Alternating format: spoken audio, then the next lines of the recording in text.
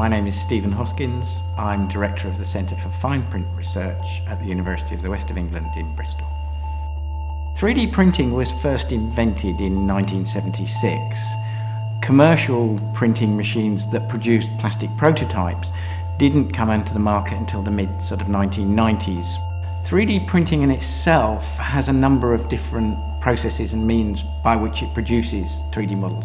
You can print in metal, you can print in plastics, and you can print in what are known as photopolymeric materials, which are hardened with light. This was a specific follow-on grant from our first larger AHRC grant, which was about 3D printing for artists and craftspeople and whether we could make 3D printed or rapid prototyping artifacts for artists and craftspeople. The follow-on fund was to develop that work in fired ceramics in relation with industry and whether we could 3D print ceramic prototypes specifically for the ceramic industry. AHRC funding has allowed us to explore the potential of 3D printing in ceramic because it doesn't come with the usual constraints with industry.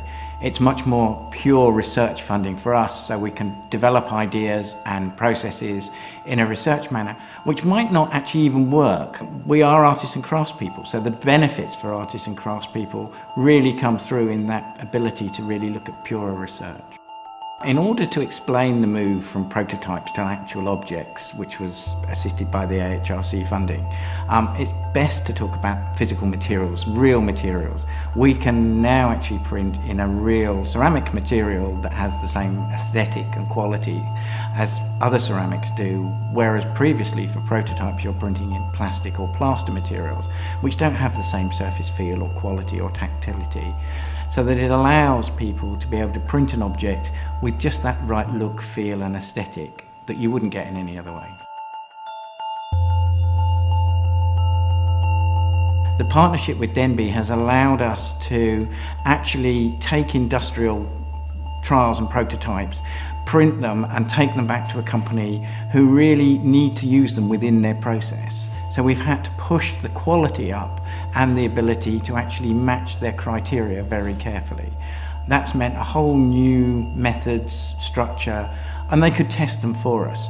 They gave us designs and prototypes which we could trial through our process, and then it would have to meet commercial criteria. So that we had to be able to design to a much higher level and produce prototypes that worked in a finished way. To describe the process of how it's made, our particular process uses a powder. There are printers that deposit plastics, there are printers that will print in metal, and there are printers that build up in various ways using photopolymeric materials. But to put it simply, we have a bin, a box of powder, and if you imagine that box being quite empty with a plate at the top of the box, you have a thin layer of ceramic powder. If you're printing a cup or a plate, you print a small ring at the very bottom, one thin layer at the bottom of that cup or plate. And then it drops down one step and we push some more powder over the top. Then it will drop down another step and push more powder over the top. And you print one single layer at a time and slowly build your object up in thin layers, which is why you can print incredibly complex shapes, because they're just supported all the way around by powder as this shape keeps dropping down.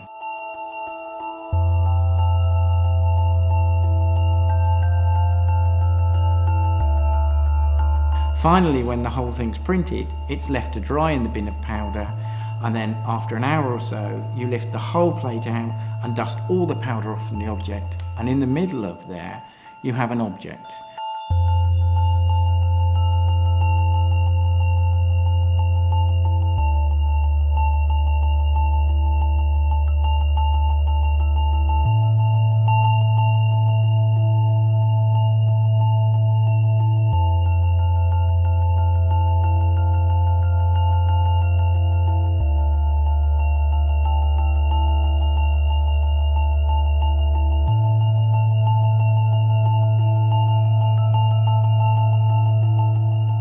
That object needs drying further, so we put it in an oven to make sure it's really quite solid, before we then put it into the kiln and fire it.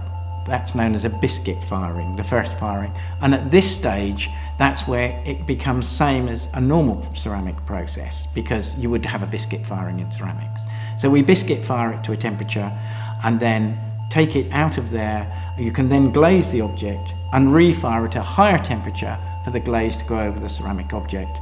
And then you can have a third firing if you decorate, where you would refire to the decoration on top. But you will always have at least 2 firings.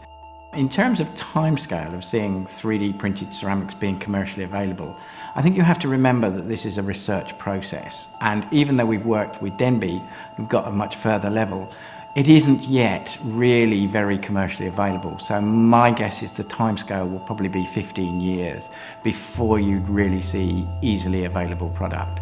Having said that, the interest is enormous globally in real materials in 3D printing. And maybe in the short term it will be used, as Denby are going to use it, as prototyping for trialling things before they make production runs. The future for 3D printed ceramic items outside of tableware is really broad. Areas at the moment we've had interest are things from uses of Ministry of Defence, where things might be armour, medical. A wide variety of people have already come and inquired. We've been surprised by the breadth of people that have come to talk to us about our ability to print ceramics. In terms of new developments that the AHRC are funding, and in the last couple of weeks, we've just heard that we've got a large grant for 3D printed self-glazing material based on an ancient Egyptian recipe called faience, known as Egyptian paste. We're really excited about this because we can actually, in theory, take a ceramic material, print it in our 3D printers, take it out of the 3D printer and put it in the kiln and fire it, and it will glaze itself. So the idea is a self-glazing 3D printing material, which is just one firing instead of the 2 or 3 that you would normally do. And the idea that this is an ancient Egyptian recipe initially is really exciting for us.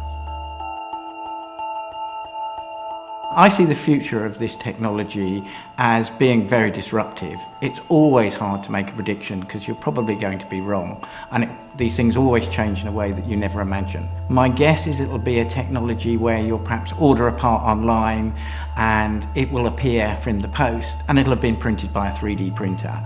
I suspect the way the technology is going at the higher end, much like our technology, it's too expensive to be a home item.